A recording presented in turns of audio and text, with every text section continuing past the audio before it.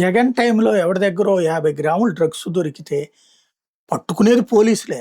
Arrest చేసేది కూడా పోలీసులే. దాన్ని ఫ్రంట్ పేజీ బ్యానర్ పెట్టి రాష్ట్రం అంతా డ్రగ్స్ క్యాపిటల్ అని రాసుకొచ్చారు.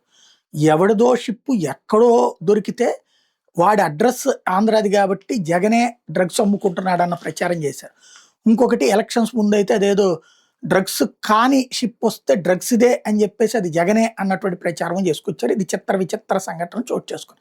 అప్పుడు డ్రగ్స్ ఏదో జగన్మోహన్ రెడ్డి ఆయన మన చంద్రబాబు గారు చెప్పుకొచ్చింది ఏంటది, ఇప్పుడు మొన్న వెనుజులా అధ్యక్షుడు టైపులో మధురో టైపులో ఈయన గురించి బాస్కోనో ఎవాస్కోనో ఏదో పేరు కూడా చెప్పుకొచ్చారు, మాఫియా డాన్ అని చెప్పేసి.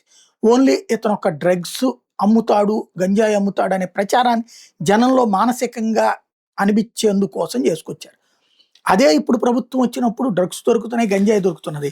ఇట్లా లోపల పేజీల్లో 237 కిలోల ఆల్ఫ్రా జోలం స్వాధీనమైంది, ఇద్దరిని అరెస్ట్ చేశారు డిఆర్ఐ అధికారులు అన్నటువంటి. ఇది పెద్ద విషయం కాదా అంటే ఖచ్చితంగా పెద్ద విషయమే. ఇందులో అప్పుడు జగన్కి సంబంధం ఉండదు, ఇప్పుడు బాబుకి ఏం సంబంధం ఉండదు. కాకపోతే పట్టుకునేది పోలీసులే. దాన్ని అప్పుడు ఆ విధంగా ప్రచారం చేశారు. ఇప్పుడు మాత్రం శాంతం అసలు అది డౌన్ ప్లే చేస్తున్నారు అన్నమాట.